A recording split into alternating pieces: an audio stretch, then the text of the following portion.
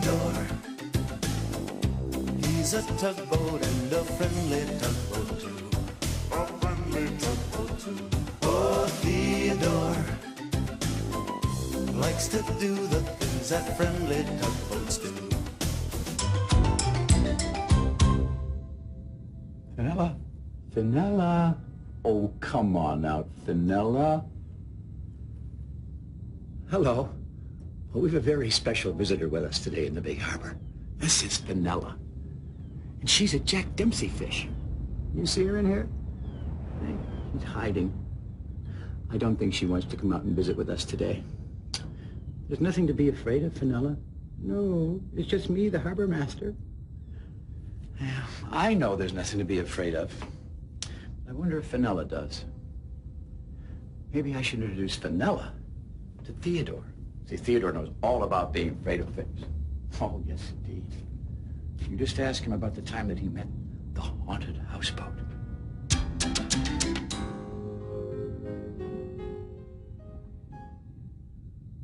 It was late one night. A storm was gathering off the ocean, shaking the big harbor with deep rumbles of thunder and cracks of lightning.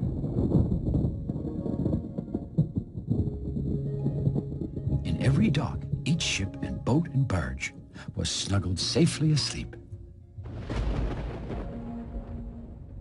All except for Theodore and Foduck. The two tugs were just finishing working the night shift.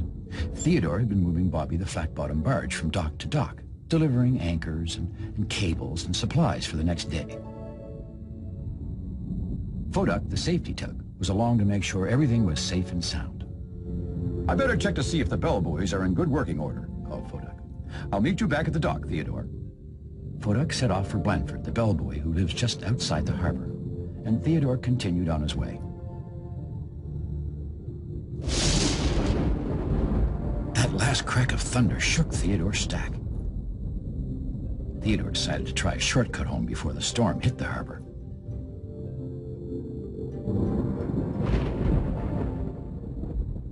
It was a route he had never taken before. Theodore wasn't exactly sure where he was. Things seemed a little different in this part of the harbor. I wish I could see better, he said to himself. Well, I wish I hadn't seen that, He shouted. What was that scary shape? Now, there is a part of the harbor, an old part of the harbor, where no one much goes anymore. It's called Old Dock Number 23. Theodore had never been here before. The storm died down, and suddenly everything was still and silent, like the whole harbor was holding its breath, waiting for something to happen, something awful. Theodore tried to whistle, but his whistle seemed kind of whispery, like it didn't want anyone to know where it was. A powerful crack of thunder made Theodore jump. In the flash of lightning that followed, he saw a boat, or was it a house? Well, whatever it was floating there in the water near Old Dock Number 23, all by itself. To Theodore, its windows had looked like huge watching eyes, and its mouth was like a silent scream. Run! Get away! A voice deep inside Theodore's head told him. Theodore was halfway home before he even blinked. Theodore, called Foduck. Where have you been? Boat! House! Boathouse! Hollered Theodore. Haunted! Theodore, shouting, woke up the other tugs. Oh, he must have seen Halliburton, said Foduck. Halliburton's a houseboat. Well, no one's afraid of him, snorted George. Not even me, added Hank. There's nothing to be afraid of, Theodore, said Emily. Well, that's that, concluded Foduck. The other tugs turned to go back to sleep. But I am afraid, said Theodore softly.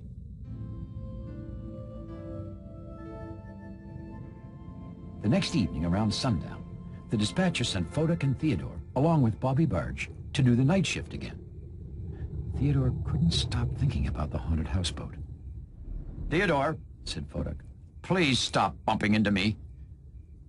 Sorry, Foda, said Theodore. He just wanted to stay close to his friend. Where are we moving Bobby tonight? He asked. Past the oil refinery, replied Fodak. Out near Old Dock number 23. Old Dock number 23? That was the worst place to go in the whole harbor. But Fodak, whispered Theodore, the haunted houseboat lives there. A haunted houseboat? Repeated Bobby nervously. Theodore, said Fodak, stop trying to scare Bobby. No one's afraid of that houseboat. There's no use. No one seemed to believe that Theodore really was afraid.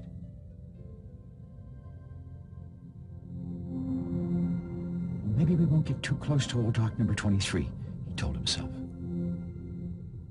I hope.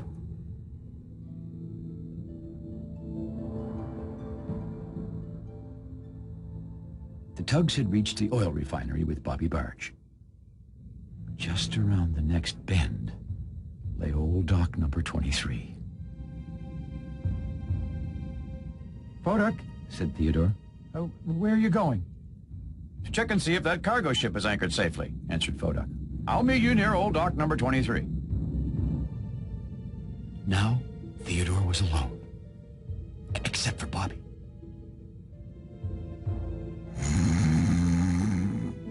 Bobby was fast asleep.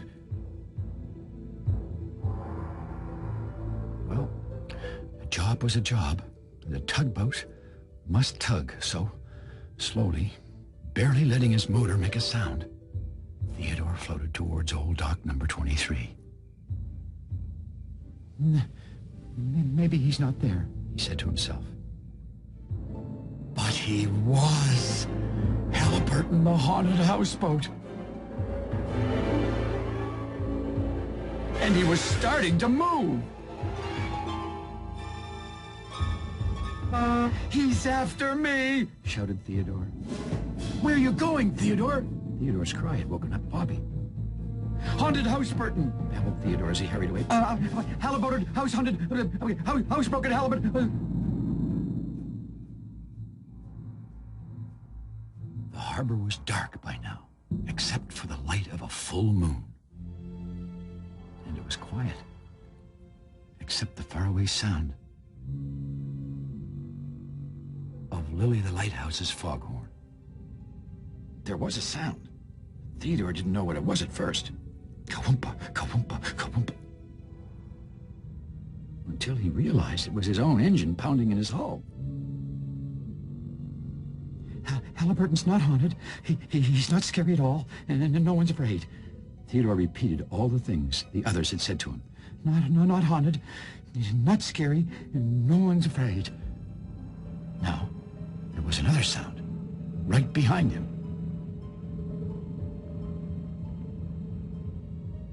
He was hoping it was Fodak or anyone else. Anyone but... Halliburton! He's haunted, he's scary, I'm afraid. Theodore went racing off into the night. And slipped behind a ship who was anchored in the harbor. Then he shut off his engine, held his breath, and hid. Now, at that same moment, Fodak was waiting for Theodore to meet him over by Old Dock number 23. Where can he be? He wondered.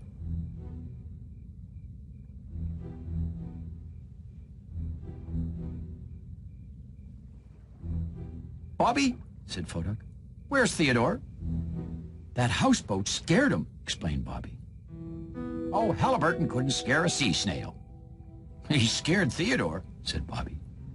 You mean Theodore really is scared of the houseboat, said Fodak slowly.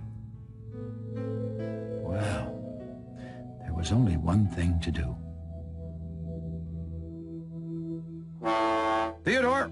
Theodore was so startled by the loud voice, he backed right into...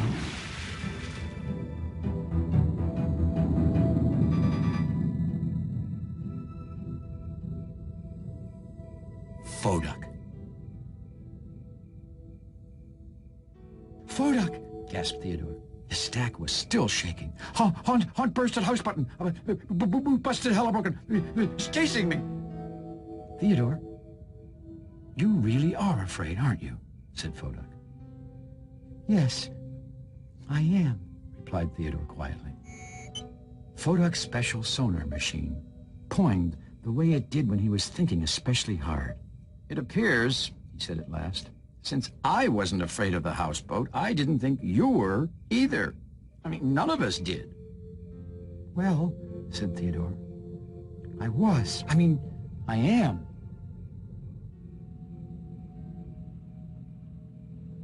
There was that sound again.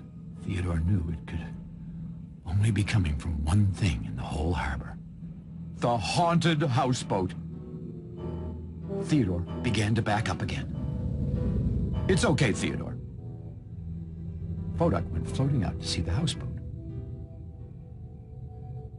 He said something to the houseboat and then turned back to Theodore. Theodore, he announced, this is Halliburton. Halliburton Houseboat. He's very friendly, continued Foduck, and he doesn't think he's haunted.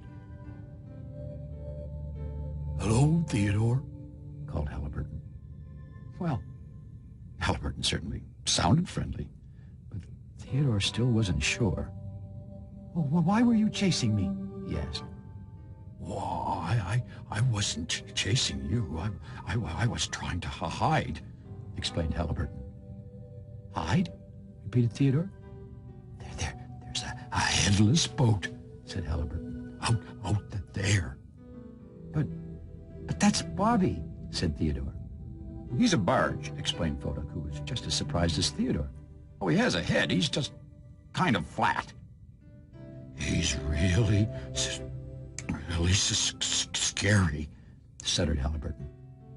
Well, Foduck and Theodore were about to say that no one thought Bobby was scary, but they didn't. Halliburton, said Foduck in a gentle voice, Bobby might be scary to you, but Theodore and I both know him, and he's our friend, and he's really very nice. Would you like to meet him? Asked Theodore. Well, answered Halliburton, okay, if you go with me. And so, very carefully, Theodore and Foduck floated up, each on one side of Halliburton, and began to head towards Bobby Barge together. Well, this makes me feel a lot better, said Halliburton, with a big smile in his voice. Halliburton, smiled Theodore, I know exactly how you feel. So do I, smiled Foduck.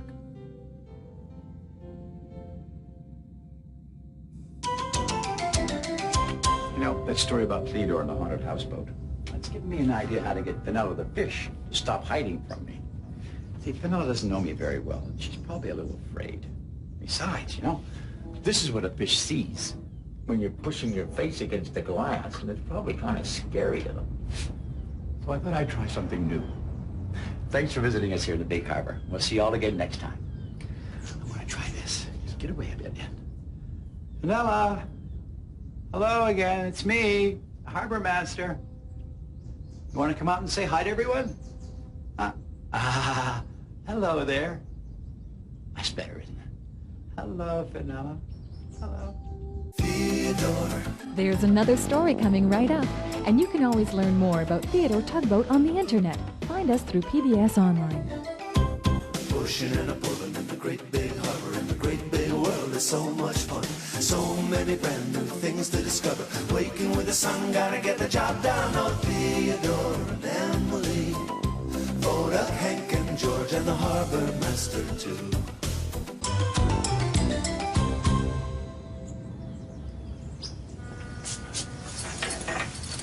Hello. The chief harbor master's coming to inspect my office today. And everything has got to look shipshape. Extra shipshape for the chief harbor master.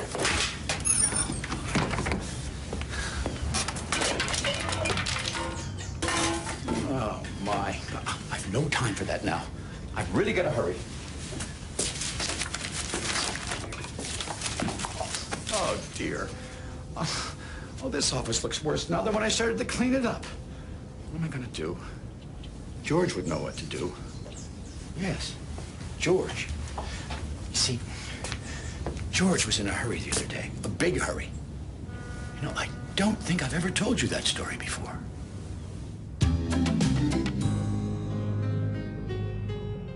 Late one afternoon, Theodore and Hank were helping George dock Igloo, the oil tanker. As soon as they were finished, George roared off, and Theodore and Hank followed along after him. You see, even though the sun was already beginning to set over the big harbor, it was a busy day, and the tug still had another container ship to move out of the harbor. "Look," said Hank, "there's Bluenose."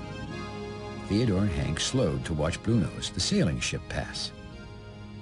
"She's so beautiful," smiled Theodore. Make way, honked George. We're in a hurry. And then he roared right past Bluenose, almost cutting her off. "George sure is in a big hurry today," Theodore said to Hank. And then they set off again after George. Sometimes it was hard keeping up with the big tug.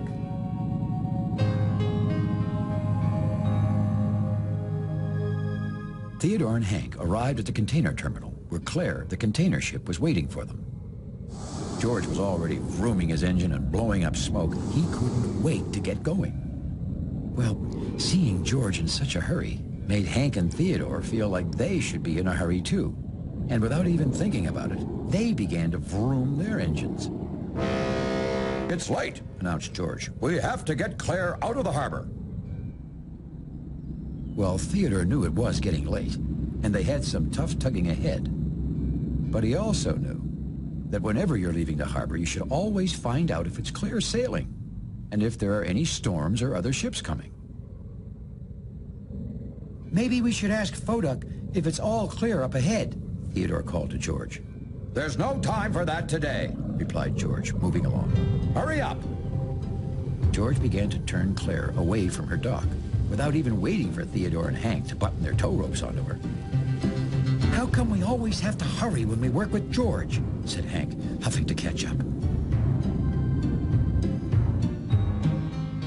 A few moments later, Foduck, the safety tug, came floating by on his regular harbor safety patrol. He passed the empty dock, surprised to see the tugs had left without checking with him. Foduck turned on his special equipment and listened carefully. He said. "No storms, or ships that I can hear coming. It appears to be clear sailing," he decided. Meanwhile, beyond the calm waters of the big harbor, Constance, the Coast Guard ship, was doing her safety patrol out on the ocean. And what she saw out there almost made her gasp out loud. Chunks of dangerous ice were heaving through the water in a massive ice flow, pushed along by the powerful ocean currents. Chunks of ice that could hurt even the strongest ship. Right away, she sent the message. The dispatcher heard it, and lightning fast, because there wasn't a moment to lose, he sent it along to Foduck. The message seemed to freeze Foduck's engine oil. "Danger! Ice flow approaching. Stop all ships." "Claire!" Foduck said to himself, turning back to the empty dock.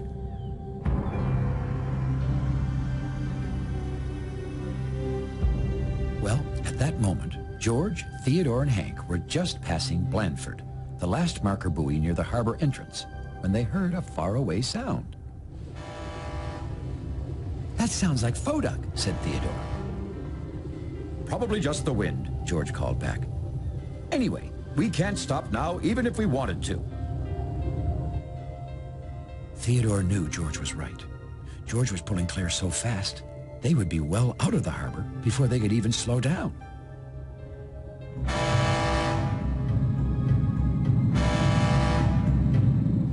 "There's something in the water," Theodore called. Probably just fog rolling in, shouted George. Let's hurry up and get out onto the ocean.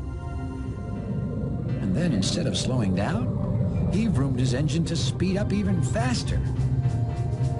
Theodore tried to see through the dusky light. There, heading toward the side of the ship. What was that? The first chunk of ice hit George and knocked the steam out of him. Oof! in surprise than pain. "Ice floe!" Theodore shouted as the ice began closing in all around them. "Stop! Turn around!" Theodore blasted his warning whistle. But just as George had said, the giant ship was moving so fast, there was no way to stop her. "No!" cried Hank. A huge boulder of ice slammed into Claire with a terrible crack. "Oh!" Claire groaned. The large ship shuddered from stem to stern. As more ice crashed into her, the tug struggled to hold her steady. Now they didn't know whether to be more afraid for Claire or themselves. It seemed to take forever until the ice floe floated past.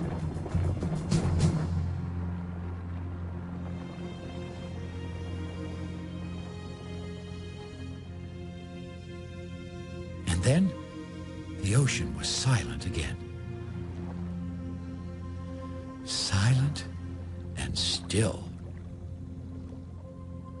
The tugs knew they had to take Claire back to the harbor and have her checked for damage at the repair dock. "Let's get going right away," George shouted. He began nosing Claire back towards the harbor.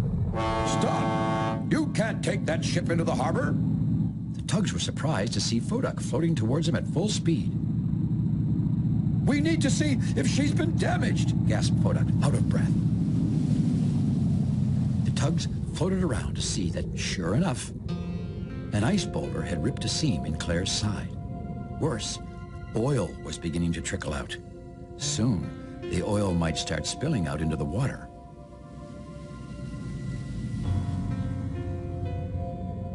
"If you take her back, she might leak oil all over the harbor," continued Foduck. The tugboats knew that that would be a disaster.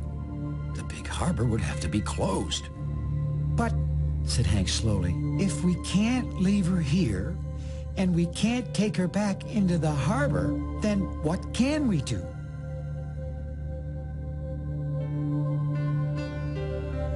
"Maybe," said Theodore, thinking hard. "Maybe we can take Claire back to the big harbor, but leave the oil here." "Leave the oil here?" repeated Foduck. "In the water?" said Hank. No, not in the water," said Theodore. "In Igloo." Foduck stayed behind to warn other ships away from Claire. George was speeding in the lead as Theodore and Hank pulled Igloo, the oil tanker, out to join Claire. "What are we going to do when we get there, Theodore?" asked Hank. "It's simple," said Theodore. "Igloo is made to hold oil. All we have to do is pass Igloo's oil hose to Claire, and then she can pump all her oil into Igloo." "So there'll be no more oil left to leak," said Hank. "What a great plan, Theodore." "The most important thing is," Theodore started to say. But before Theodore could finish his sentence, George vroomed his engine again. "No time to talk, let's just do it." George began to move Igloo into position alongside the leaking container ship, so the oil hose could reach between the two ships. Once again, seeing George in such a hurry made the other tugs feel like they should be in a hurry too, and without even thinking about it, they began to vroom their engines and race around after George. Theodore was still trying to finish his sentence. "The most important thing is we have to be very careful." But George was still in too big a hurry to hear. "Let's get these ships lined up," ordered George. "Hank, move Igloo closer.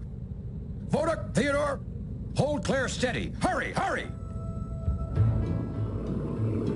Before the two ships were even lined up side by side, George ordered the oil hose passed between them. Theodore could see the oil hose swaying and swinging between the two big ships as the tugs tried to get them lined up properly. "Faster!" frowned George as he gave Igloo a quick shove. "I'm going as fast as I can," groaned Theodore. For one terrible moment, Theodore saw Igloo's oil hose stretch and stretch until it almost snapped.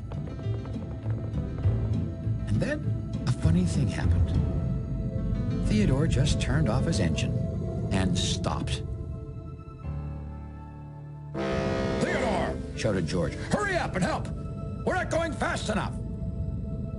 "George, We're going too fast, Theodore said in a very quiet voice. We've been going too fast all day. Well, no one said anything. But they all knew Theodore was right. And suddenly George knew it too. Well, let's try it again, Said George, slowing down his engine. and this time, I promise I won't hurry. The tugs all knew there wasn't much time left before Claire's oil started spilling into the ocean. But George wanted to make sure he didn't cause any more mistakes by rushing. Theodore, Hodak, move Claire ahead, George said calmly. Hank, hold Igloo steady there.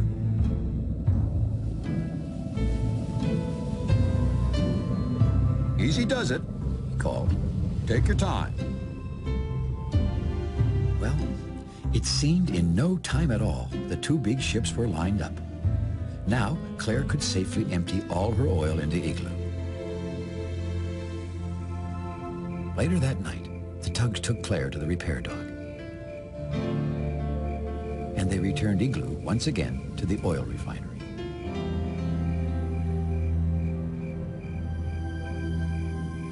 Finally, they began to make their way home. Look, said Hank, there's Blue Nose. And then another surprising thing happened. Hey, Said George, slowing to a stop. He looked out across the peaceful evening. has anyone ever noticed how beautiful Blue Nose is? Well, all Theodore and Hank could do was float there and smile.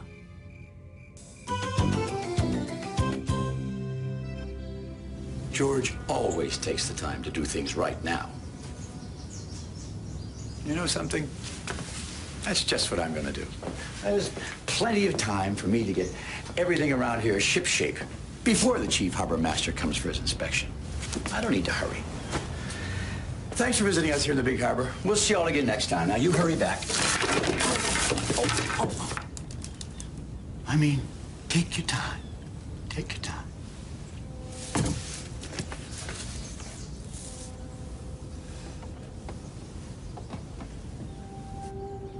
Theodore, he's a tugboat and a friendly tugboat too.